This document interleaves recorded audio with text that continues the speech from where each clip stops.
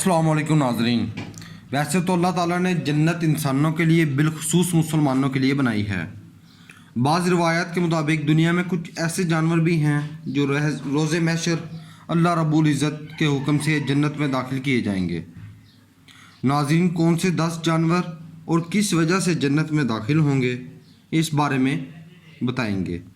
Video में आगे बढ़ने से पहले अगर आपने हमारा चैनल सब्सक्राइब नहीं किया तो आपसे गुजारिश है हमारा चैनल सब्सक्राइब कर लें और बेल आइकन पर क्लिक कर दें ताकि इस तरह की इंफॉर्मेटिव वीडियो आप तक पहुंच सकें।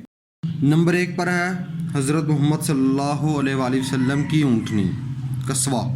नाजरीन, कस्वा हमारे प्यारे नबी हज़रत मोहम्मद सल्लल्लाहु अलैहि वसल्लम की ऊँटनी का नाम है, जिस पर बैठकर हमारे प्यारे नबी हज़रत मोहम्मद सल्लल्लाहु अलैहि वसल्लम ने मदीना मुनव्वरा की तरफ हिजरत की और इसी ऊँटनी पर बैठकर खुतबा हिज्जतुल विदा का खिताब किया। मैदान अराफात में जिस जगह पर यह ऊँटनी खड़ी हुई थी वहाँ इस जगह पर एक सफ़ेद लो नस्ब है। नाजरीन, रोज़े महशर जब नबी अकरम मोहम्मद सल्लल्लाहु अलैहि वसल्लम अपनी शान व शौकत के साथ जन्नत में दाखिल होंगे तो इसी ऊँटनी का, जिसका नाम कस्वा है, इसी के साथ दाखिल होंगे। इसी निस्बत से जन्नत में दाखिल होने वाली ऊँटनी कस्वा होगी। दूसरे नंबर पर है हज़रत सालेह अलैहिस्सलाम की ऊँटनी नाक़तुल्लाह। इसका मतलब है अल्लाह की ऊँटनी। ये हज़रत सालेह अलैहिस्सलाम की ऊँटनी को कहा गया है। इस ऊँटनी का जिक्र कुरान मजीद फुरक़ान हमीद की सूरह हूद की आयत नंबर 64 में किया गया है। नाक़तुल्लाह की वज़ात से मुराद शर्फ़ व इज़्ज़त है। जैसा कि मस्जिद को बैतुल्लाह कहा जाता है, वो ऊँटनी भी मौज़ा और निशानी के तौर पर मुकर्रर की गई थी। रवायात के मुताबिक जो ऊँटनी पहाड़ से बरामद हुई थी वो हज़रत सालेह अलैहिस्सलाम का मौज़ा था। आपकी कौम ने कहा था, अगर आप अल्लाह के नबी हैं तो सामने वाले पहाड़ से ऊँटनी निकाल कर दिखाएं जो बाहर आकर बच्चा पैदा करे।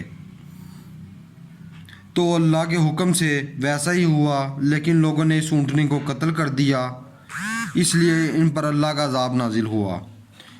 वो ऊँटनी भी जन्नत में दाखिल होगी। नंबर 3 पर नाजरीन है हज़रत इब्राहीम अलैहिस्सलाम का बछड़ा। रवायात के मुताबिक हज़रत इब्राहीम की बारगाह में 2 फरिश्ते हाज़िर हुए। वो दोनों इंसानों की शक्ल में हाज़िर हुए थे।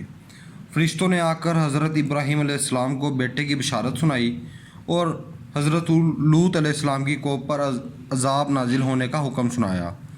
चूँकि दोनों फरिश्ते इंसानों के रूम में थे, बतौर मेहमान आए थे, तो हज़रत इब्राहीम अलैहिस्सलाम ने इनके लिए एक बछड़ा ज़िबा किया ताकि उनको खिलाया जाए।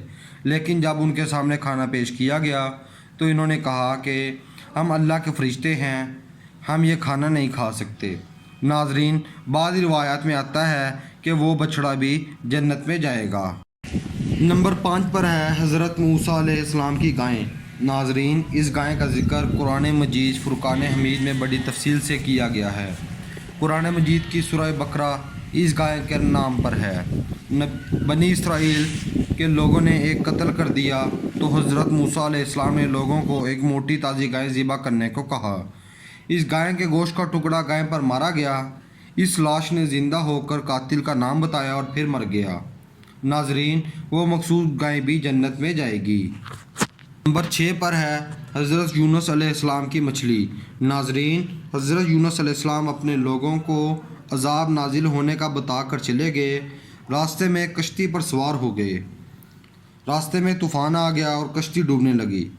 इन लोगों का ख्याल था कि कश्ती में अगर कोई भागा हुआ ग़ुलाम बैठ जाए तो कश्ती डूब जाती है। कश्ती वालों ने कहा कि लगता है कोई ग़ुलाम अपने लोगों से भागा हुआ है, इसे समुंदर में डाल दो।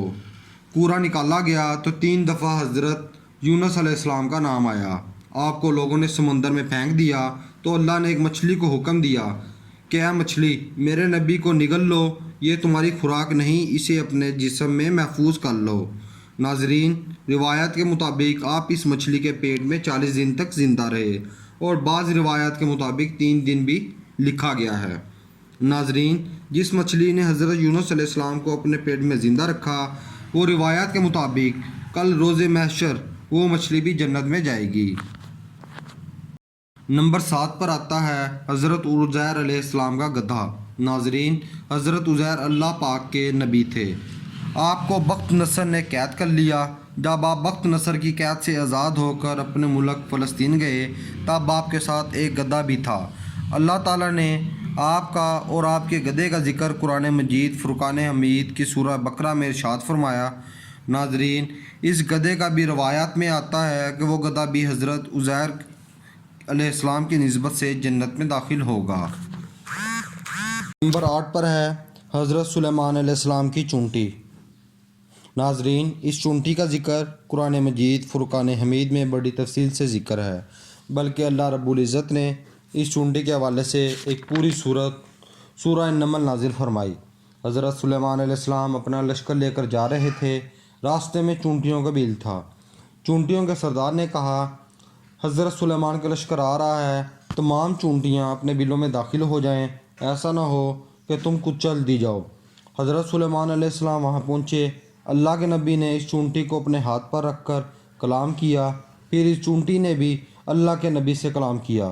ناظرین، اس کلام کی تفصیل قرآن مجید میں بڑی تفصیل سے ذکر ہے۔ ناظرین اکرام، اس چونٹی کو حضرت سلیمان کی نسبت سے جنت میں داخل ہونے کی وجہ قرار دیا جاتا ہے۔ نمبر 9 پر ہے حضرت سلیمان علیہ السلام کا ہدہد۔ ناظرین، حضرت سلیمان علیہ السلام پوری دنیا کے حاکم تھے۔ حضرت سلیمان علیہ السلام کا حکم پوری دنیا کے انسانوں اور چرند پرند پر بھی چلتا تھا۔ حضرت سلیمان علیہ السلام نے پیغام بھیجنے اور پانی کی تلاش کے لیے ایک پرندہ ہدہد مقرر کر رکھا تھا۔ حضرت سلیمان علیہ السلام جہاں بھی جاتے یہ پرندہ آپ کے ساتھ ساتھ ہوتا اور پانی کی تلاش کیا کرتا تھا۔ اس ہدہد کے حوالے سے بھی کہا جاتا ہے کہ وہ ہدہد بھی اللہ کے رسول اور نبی کے ساتھ نسبت کی وجہ سے جنت میں داخل کیا جائے گا۔ نمبر 10 پر آتا ہے اصحاب کہف کا کتا۔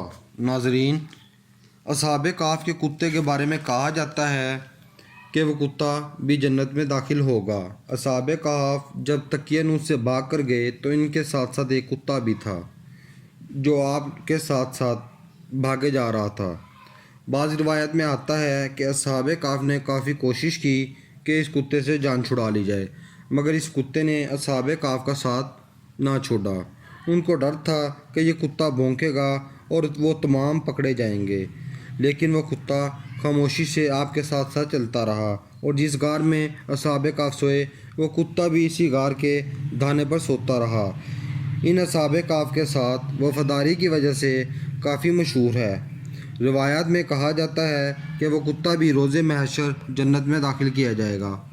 ناظرین، جنت میں داخل کیے جانے والے جانوروں کے حوالے سے کسی بھی حدیث یا کوئی مستند دلیل نہیں ہے کہ واقعی یہ جانور جنت میں داخل کیے جائیں گے، بلکہ روایات کو جوڑ کر یہ بات واضح کی گئی ہے کہ بعض جانور یعنی جن جانوروں کا ہم نے ذکر کیا ہے ان کو کل روز محشر جنت میں داخل کیا جائے گا۔ ناظرین، اسی امید کے ساتھ ہمیں اجازت دیں کہ آپ کو ہماری ویڈیو پسند آئی ہوگی۔